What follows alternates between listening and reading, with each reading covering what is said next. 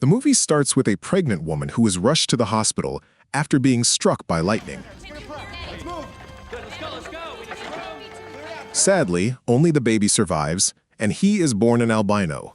The baby, I'm concerned, might have some abnormalities. When the father comes to see the newborn, who is placed in an incubator, a brainwave monitor shows extremely high activity. The man stares at the screen and says, That's not my son. Time passes. The unusual child is raised by his grandparents until they pass away. It turns out they had kept the albino boy hidden in the basement. Sheriff Barnum calls in child psychologist Jesse Caldwell to investigate. The sheriff and Jesse go down to the basement. What's your name? Powder. Eventually, he reveals that his real name is Jeremy Reed. What's your real name, son? Jeremy Reed.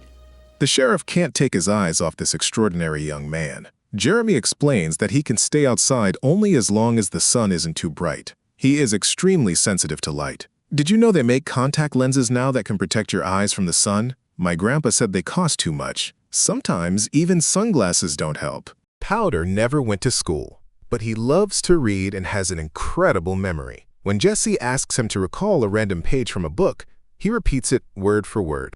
He knows every book in his large library by heart. You know the whole book? I know them all. Wearing dark glasses and his grandfather's old suit, Powder finally steps out of the basement. As he walks past the police cars, a siren suddenly goes off. That's when the sheriff notices the house roof is covered with lightning rods. The deputy adds that the grandfather's body was found saturated with electricity, as if he had been hit by a powerful current. I'm just saying that that's more than albino, Doug. That is spooky.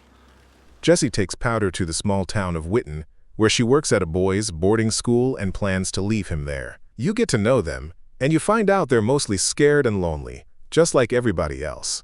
The moment he arrives, the unusual young man catches the attention of the boys playing football. What the hell is that? Jessie tells her colleague that Jeremy acts like a child who doesn't yet understand how the world works. In the dining hall, Jeremy sits alone, eating away from the others.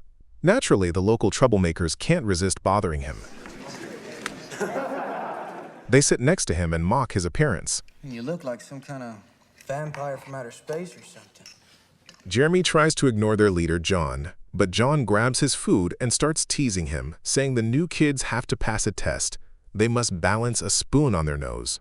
Powder calmly takes the spoon, polishes it, and sets it down on the table. To everyone's shock, the rest of the silverware suddenly becomes magnetized to it. The entire dining hall freezes as they watch in disbelief. Another spoon begins to move, then dances through the air, crashing into the others and sending everything flying. Powder smiles quietly. Meanwhile, the sheriff is dealing with his own problems. A strained relationship with his son Doug, and a wife Emma, who is terminally ill and in constant pain. Around town, people are already gossiping about the mysterious albino boy. The doctor examines Jeremy and finds him to be perfectly healthy. Soon, he is fitted with special lenses to protect his eyes from bright light. Jesse suggests that Jeremy attend the local high school, and he agrees. Inside the school, physics teacher Donald Ripley is conducting a lesson using a device called Jacob's Ladder, designed to demonstrate the movement of electric currents. But as the electric arcs climb the wires, Powder begins trembling. The crackling energy makes him deeply uncomfortable. Metal objects around him start shaking and bending out of shape. Suddenly, electricity surges through his body, lifting him off the ground. He floats in midair until Donald smashes the device to stop it. Later, at the hospital, doctors report that Jeremy shows no signs of electrical burns or shock.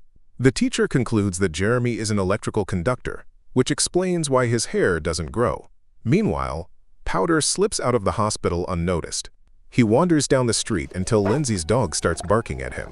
She is surprised to see him recovered so quickly.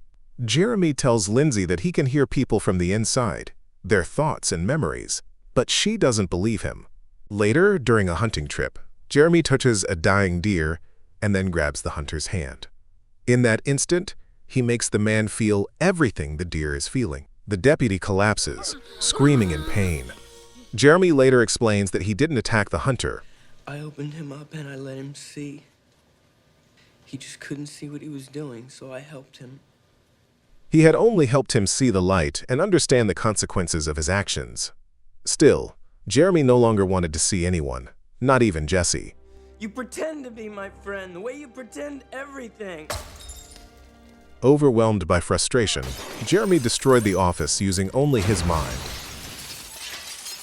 How long do you really think I'll let you keep me here? All he wanted was to go home. Meanwhile, the doctor advised the sheriff to take his wife back to the hospital. She was suffering deeply and making both their lives unbearable. Doug, there's no explanation why your wife should still be alive right now, but when Emma could still speak, she had begged him to let her stay home. She told me, when she still could. She had no hope left, yet Barnum couldn't bring himself to let her go. That evening, a disheartened Jeremy sat alone in the dining hall until Donald, the physicist, approached him. Say, did you read any Einstein? Donald was fascinated by his extraordinary student. He believed Jeremy was made almost entirely of pure energy. It seemed that soon, Jeremy wouldn't even need his physical body. His mind had evolved to a level humanity wouldn't reach for thousands of years. You may be the man of the future, right here and now. Donald offered his friendship and reached out his hand.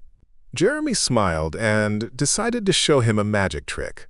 He electrified him. Jeremy's grandparents had always been afraid to touch him. The deputy sheriff, however, had changed completely. He got rid of all the guns in his house. A couple of my deputies told me Harley Duncan got rid of every gun in his house. He stopped competing in shooting contests and even refused to carry a gun to work. He admitted that when Jeremy touched him, he felt unbearable pain and terror. It's like I could feel that animal dying. That night, the sheriff came to Jeremy and asked him to come over to his house. If you can, I need your help. Barnum wanted to know what his wife Emma was thinking and feeling. Jeremy conveyed her thoughts. She couldn't die peacefully until she knew her husband and son had made peace with each other. She cried that you both love her so much. Emma believed Jeremy was an angel, sent to take her home and bring her family back together. She thinks I'm an angel. Come to take her home. And to bring you and Stephen together again. She asked for her old silver ring to be placed back on her finger and even regained consciousness for a short while. Goodbye, sweetie. Finally, Emma was able to pass away peacefully. Later, Jeremy went to the town fair. As usual, everyone stared at him. Powder could read their minds. They're wondering if I killed her. They all thought he had somehow caused Emma's death. He told Lindsay that people like to believe they are separate from everything around them, but in reality, everyone and everything is connected. Jeremy touched Lindsay's hand and let her feel his heartbeat. Is that your heartbeat? And yours? He could read minds and dive into people's memories. His father had always thought he was ugly and refused to acknowledge him as his son. Do you think I'm ugly? But sometimes I think you're the most beautiful face I've ever seen. To Lindsay, Jeremy had the most beautiful face in the world. She kissed him, but her father suddenly interrupted and attacked Jeremy. You think this is funny? Jesse stepped in before things turned violent. Feeling more isolated than ever, Powder decided he couldn't stay at the boarding school anymore. He packed his things, planning to return to the farm. But before leaving, he went to the gym one last time to watch the others, to see what an ordinary life looked like. John saw him, mocked him, and snatched his hat. "You think you're man enough to get it back?" Jeremy then repeated something John's drunken stepfather used to say to him. Enraged, John, who had been abused throughout his childhood, slammed Powder against the wall. I'm gonna kill you right now, man. Suddenly, thunder rumbled. Seeing Jeremy's fear, John and his friends dragged him outside. Only Mitch tried to defend him. John stripped Jeremy naked and mocked his pale skin, then kicked him into a muddy puddle. The others dragged him toward the main road. Suddenly, lightning flashed above them. Powder began attracting all the metal objects the bullies were wearing. In the next moment, Jeremy exploded with energy, throwing everyone backward. As the boys struggled to get up, they realized John's heart had stopped. Powder rushed to him and used electric shocks from his own body to restart his heart. And it worked. Mitch promised to help Jeremy escape. Powder hid inside a hay truck and rode back to the farm. Finally home, he went down to the basement. Soon after, Jesse arrived and found him sitting in a completely empty room. Everything he once owned had been taken away. She promised that if he came with her, they would find a way to fix everything, but the police had already arrived. Jesse pleaded with the sheriff to look the other way and let them go. Thunder rumbled again. The sheriff quietly told his partner to leave.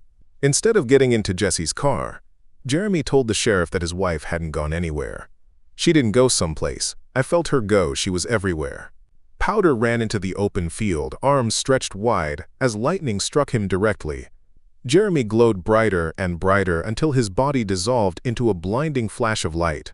A powerful wave of energy rippled through everyone nearby. Powder had become pure energy, no longer needing a human form. Thanks for watching. Don't forget to subscribe, and see you next time.